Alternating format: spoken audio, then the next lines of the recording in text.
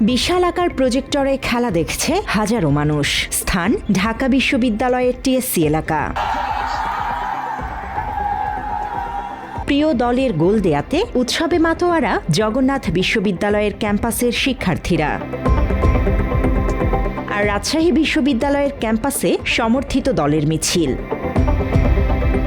দেশের বিশ্ববিদ্যালয় কিংবা যে কোনো পাবলিক জায়গার এই উপচে পড়া ভিড়ই বলে দেয় ফুটবলকে ঘিরে বাঙালির আবেগ কতটা আকাশচুম্বী। বিশ্বকাপ এলেই পুরো দেশ মেতে ওঠে এক অভূতপূর্ব উন্মাদনায়। ঢাকা বিশ্ববিদ্যালয় সহ দেশের নামিদামি সব উচ্চশিক্ষা প্রতিষ্ঠানের ক্যাম্পাস থেকে শুরু করে প্রত্যন্ত গ্রামগঞ্জ সবখানেই ফুটবল উন্মাদনায় মাতোয়ারা ভক্তরা। ফুটবলকে ঘিরে বাঙালির এই আকাশচুম্বী আবেগ, এই নির্ঘুম রাতজাগা নজর কেড়েছে খোদ আন্তর্জাতিক মহলেরও। বিশ্বখ্যাত ইতালিয়ান ক্রীড়া সাংবাদিক ফ্যাব্রিজিও রোমানো সামাজিক যোগাযোগ মাধ্যমে বাংলাদেশের এই ফুটবল জোয়ারের একটি ভিডিও পোস্ট করে ভূয়সী প্রশংসা করেছেন। বিশ্বমঞ্চে দল না থেকেও কিভাবে একটি দেশ ফুটবল উৎসবে কাঁপতে পারে, বাংলাদেশ যেন তার এক অনন্য উদাহরণ। কিন্তু মুদ্রার ওপিঠ যেন বড্ড অন্ধকার। দেশের আপামর মানুষের মাঝে ফুটবলের এমন জোয়ার আর নিঃস্বার্থ ভালোবাসা থাকলেও মাঠের নির্মম বাস্তবতায় এই স্পিরিট যেন কোনো কাজেই লাগাতে পারছে না বাংলাদেশ। পরিস্থিতি এমন এক জায়গায় গিয়ে ঠেকেছে যে ফুটবলের বিশ্ব আসরে লাল সবুজের প্রতিনিধিরা কবে খেলবে সেই স্বপ্ন দেখার সাহসও যেন এদেশের ফুটবল প্রেমীরা হারিয়ে ফেলেছে। অথচ প্রায় 1,48,460 বর্গ কিলোমিটার আয়তন আর 20 কোটিরও বেশি জনসংখ্যার এই বাংলাদেশে ফুটবল বোঝে না এমন মানুষ খুঁজে পাওয়া ভার। বিশ্ব ফুটবলের সমঝদারের এখানে কোনো অভাব নেই, অভাব কেবল মাঠের পারফরম্যান্স আর একটি স্বপ্নের। চলমান ফুটবল বিশ্বকাপে অংশ নিচ্ছে রেকর্ড মোট 48টি দেশ, যেখানে জনসংখ্যা ও আয়তনে বাংলাদেশের এক একটি জেলার সমান ছোট দেশ। এমনকি অর্থনৈতিক ও অবকাঠামোগত দিক থেকেও পিছিয়ে থাকা রাষ্ট্রগুলো বিশ্বমঞ্চে দাপিয়ে বেড়াচ্ছে। তাদের ফুটবলাররা বিশ্ব সেরাদের চোখে চোখ রেখে লড়াই করছে। বিশ্বকাপের ইতিহাসের পাতা উল্টালে দেখা যায় ক্যারিবীয় দ্বীপ রাষ্ট্র কিউরাসাও এবার ইতিহাস গড়ে বিশ্বমঞ্চে জায়গা করে নিয়েছে। মাত্র 444 বর্গ কিলোমিটার আয়তন আর 1,50,000 জনসংখ্যার এই দেশ ফুটবলের ইতিহাসে সবচেয়ে ছোট দেশ হিসেবে বিশ্বকাপে খেলার যোগ্যতা অর্জন করেছে। এই জনসংখ্যা এতটাই কম যে বাংলাদেশের ঢাকা স্টেডিয়াম আর আশপাশের এক রাতের মোট দর্শকের চেয়েও তা অনেক কম। একইভাবে আটলান্টিক মহাসাগরের ক্ষুদ্র দ্বীপ রাষ্ট্র কেপ ভাদ্রে মাত্র 5.5 লাখ জনসংখ্যা নিয়ে এবার মাঠ মাতাচ্ছে বিশ্বকাপে। এদিকে অর্থনৈতিক দিক থেকে বিচার করলে কেপ ভাদ্রে এবং কিউরাসাওয়ের মতো দেশগুলোর মোট জিডিপি বা জাতীয় আয় বাংলাদেশের একটি সাধারণ খাতের বাজেটের চেয়েও কম। বৈশ্বিক অর্থনীতিতে যা তাদের টুর্নামেন্টের দরিদ্রতম অর্থনীতির দেশ হিসেবে চিহ্নিত করেছে। কিন্তু তীব্র অর্থ সংকটও তাদের ফুটবলারদের পায়ে শেকল পরাতে পারেনি।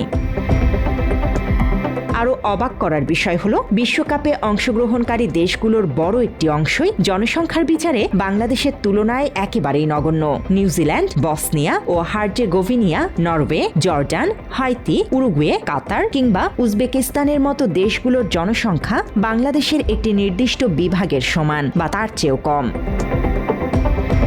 শুধু জনসংখ্যায় নয়, ভৌগোলিক আয়তনের দিক থেকেও বেলজিয়াম, সুইজারল্যান্ড, নেদারল্যান্ডস, জর্ডান কিংবা দক্ষিণ কোরিয়ার মতো দেশগুলো বাংলাদেশের চেয়ে অনেক ছোট।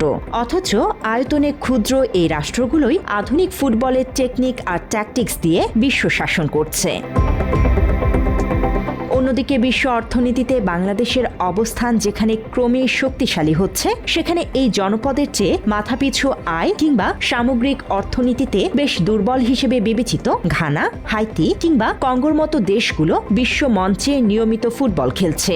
সম্পদের সীমাবদ্ধতা থাকলেও তারা ঠিকই তৈরি করতে পেরেছে আন্তর্জাতিক মানের ফুটবলার। ঠিক উল্টো চিত্র বাংলাদেশে। হাজার হাজার মাইল দূর থেকে শুধু আর্জেন্টিনা কিংবা ব্রাজিল ফুটবল দলকে কেন্দ্র করে অতিরিক্ত মাতামাতি আর আত্মনিয়ন্ত্রণহীনতা রূপ নেয় হাতাহাতি কিংবা অপ্রীতিকর ঘটনায়। প্রিয় দলের হারজিতকে কেন্দ্র করে লাঠালাঠি, রক্তারক্তি, পাড়ায় পাড়ায় কোন্দল কিংবা লাখ লাখ টাকার অপচয়। উৎসবের রং এখানে প্রায়শই রূপ নেয় সামাজিক মূর্খতায়। আনন্দ, উদযাপন সবকিছুই থাকবে, কিন্তু এটা একটা লিমিটের মধ্যে করতে হবে। যে এটা অতি উৎসাহী হয়ে আমরা মারামারি করব বা হচ্ছে যারা অনেক উপরে আপনার পতাকা টানানোর জন্য এই যে বিদ্যুৎ স্পষ্ট হচ্ছে, সো এই জিনিসগুলো আসলে মানে ইয়ে না, এগুলো আসলে আমাদের একটু বুঝতে হবে। মানে আমরা আনন্দ করব, উল্লাস করব সব কিছু, কিন্তু একটা সীমার মধ্যে বুঝতে হবে যে আমাদের কোথায় থামতে হবে। এদের মধ্যে দেখা যায় যে আবার খেলাকে কেন্দ্র করে আমার রুমমেটই আবার দেখা যাচ্ছে কেউ আর্জেন্টিনার সমর্থক, কেউ ব্রাজিলের সমর্থক। আমাদের দুজনের মধ্যেই কিন্তু কথার কাটাকাটি হয়ে যায়। এটা এক পর্যায়ে এমন পর্যায়ে চলে যায় যে সম্পর্কের খারাপের দিকে চলে যায়। মাত্র 30% টাকায় জমির মালিক হয়ে নতুন বাংলাদেশের গড়ে তোলার স্বপ্ন দেখা বাংলা বসতি। এই ক্ষুদ্র এবং সীমিত সম্পদের দেশগুলোর ফিফা র্যাঙ্কিং এবং ফুটবল পরিকাঠামো বাংলাদেশের চেয়ে বহুগুণ ওপরে, অথচ একদিকে এগিয়ে থেকেও ফিফা র্যাঙ্কিংয়ে বাংলাদেশ এখনও তলানিতে পড়ে হাবুডুবু খাচ্ছে। সর্বশেষ র্যাঙ্কিং অনুযায়ী বিশ্বের 210টি ফুটবল খেলুড়ে দেশের মধ্যে বাংলাদেশের বর্তমান অবস্থান 181তম, যা ফুটবলের প্রতি এদেশের মানুষের ভালোবাসার সাথে এক চরম প্রহসন। 1972 সালে বাংলাদেশ ফুটবল ফেডারেশন বা বাফুফে প্রতিষ্ঠার পর পার হয়ে গেছে 5 দশকেরও বেশি সময়, কিন্তু দীর্ঘ আধ শতাব্দীর এই সময়ে বাফুফের অর্জন নিয়ে খোদ ফুটবল প্রেমীদের মাঝেই রয়েছে বিস্তর ক্ষোভ। তৃণমূল থেকে প্রতিভাবান খেলোয়াড় তুলে আনার সঠিক কোনো একাডেমি নেই, ঘরোয়া লিগগুলোর দৈন্যদশা চরমে, আর এর সাথে যোগ হয়েছে সঠিক ও দীর্ঘমেয়াদী পরিকল্পনার অভাব। মূলত বাফুফের অভ্যন্তরীণ অব্যবস্থাপনা আর জবাবদিহিতার অভাবে আজ এ দেশের ফুটবলের এই দুরবস্থা বলে মনে করেন সচেতন মহল। ভিনদেশি সংস্কৃতির অন্ধ অনুকরণ ও অতিরিক্ত মাতামাতির কারণে নিজস্ব ঐতিহ্য ও মূল্যবোধের অবক্ষয় নিয়ে বাংলাদেশের সচেতন মানুষের মধ্যে গভীর উদ্বেগ রয়েছে। বাংলাদেশের মানুষ সবসময় খেলাধুলায় ভালোবাসে, আর ফুটবল খেলাটা সবচেয়ে জনপ্রিয় সারা বিশ্বের ভিতরে, আমরা সবাই জানি।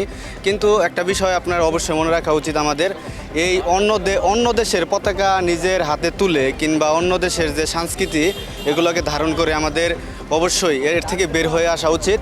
আমাদের সবারই উচিত যে আসলে এর থেকে বের হয়ে এসে আমাদের নিজের যে সংস্কৃতি আছে, নিজের যে পতাকা আছে, নিজের যে দেশপ্রেম আছে, এর দেশপ্রেমের বিষয়ে আমাদের সচেতন থাকা উচিত।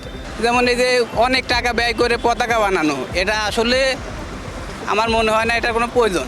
তো ওই জায়গায় হচ্ছে যে পর্দা টানো খেলা দেখা হয়, রাত্রে প্রচুর লোক, তো অনেকই বিশৃঙ্খল। এই বিষয়টা আমার মতে সংশোধন করা দরকার। মানে ঢাকা শহর কোন আইন শৃঙ্খলা এই আইনের আনতে আনা উচিত। তাহলে সব দিক বিবেচনা করলে বাংলাদেশ কত সালে ফুটবল বিশ্বকাপ খেলার স্বপ্ন দেখতে পারে? আদৌ কি সেই স্বপ্ন কখনো পূরণ হবে? এ প্রসঙ্গে কথা বলেছেন দেশের শীর্ষস্থানীয় ক্রীড়া বিশ্লেষক। তিনি জানিয়েছেন বাস্তবিক সেই স্বপ্নের কথা। আসলে ওয়ার্ল্ড কাপ খেলার জন্য পরিকল্পনা দরকার, ঠিক আছে, টার্গেট করা দরকার যে না আমি অত সালে ওয়ার্ল্ড কাপ খেলবো। এখন যে এটা কত 26, হ্যাঁ, এখন থেকে আর 10 বছর ধরে 38 ওয়ার্ল্ড কাপ আপনি টার্গেট করতে পারেন। 38 ওয়ার্ল্ড কাপ টার্গেট করলে আপনার সেক্ষেত্রে আপনার পরিকল্পনা থাকতে হবে, ঠিক আছে। আপনার এখানে কিছু প্লেয়ার, আপনার একটা একাডেমি, আপনি যে প্লেয়ারগুলো আপনার ওয়ার্ল্ড কাপে খেলাবেন এদেরকে মানে ট্রেনিং করাইতে হবে। 64 ডিস্ট্রিক্টে 10 জন করে কতগুলো প্লেয়ার, এই প্লেয়ারগুলো এখান থেকে আপনি 30টা প্লেয়ার টার্গেট করেন। এই 30টা প্লেয়ারকে যদি আপনি 10 বছর আপনি যদি ট্রেনিং করান, আমাদের ফুটবল সাপোর্টের যে সমস্ত খেলাগুলো আছে এবং ওয়ার্ল্ড কাপ আছে এরপর যেগুলো টিমগুলো আছে, যে টিমগুলো আছে আপনার আমরা যাদের সাথে পার্টিসিপেট করি, এদের সাথে আমার মনে হয় যে এই প্লেয়ারগুলো যদি আমরা যে প্র্যাকটিস করাই, ট্রেনিং করাই, তাইলে আমাদের টার্গেট 2038 সালে ওয়ার্ল্ড কাপ খেলা। তবে হতাশার এই মেঘ কেটে যাওয়া অসম্ভব কিছু নয়। কিউরাসাও বা কেপ ভার্দের মতো দেশগুলো যদি সীমিত সম্পদে বিশ্বজয় করতে পারে, তবে বাংলাদেশ কেন নয়? এমন প্রশ্ন এখন সবার মুখে মুখে। এজন্য প্রয়োজন আমূল পরিবর্তন। ফুটবলকে রাজনীতি ও স্বার্থের ঊর্ধ্বে রেখে দীর্ঘমেয়াদী ও যুগোপযোগী মহা পরিকল্পনা হাতে নেয়া এখন সময়ের দাবি। আধুনিক প্রযুক্তির ব্যবহার এবং দুর্নীতিমুক্ত লীগ ব্যবস্থাপনাই পারে দেশের ফুটবলকে পুনরুজ্জীবিত করতে। ভক্তদের এই নিঃস্বার্থ আবেগকে পুঁজি করে দেশের ফুটবলের সঠিক পরিকাঠামো ও বাফুফের আধুনিক পদক্ষেপে পারে এই বন্ধ্যাত্ব দূর করতে। তবেই হয়তো কোনো একদিন কোটি বাঙালির বিশ্বকাপ খেলার লালিত স্বপ্ন আর কেবল ক্যাম্পাসের দেয়ালে বড় পর্দার উল্লাসে সীমাবদ্ধ থাকবে না। একদিন সত্যি হবে সবুজ মাঠেও, বিশ্বমঞ্চে উড়বে বাংলাদেশের লাল সবুজ পতাকা। তবেই সার্থক হবে এই জনপদের মানুষের ফুটবল উন্মাদনা। বাংলা এডিশন, ঢাকা।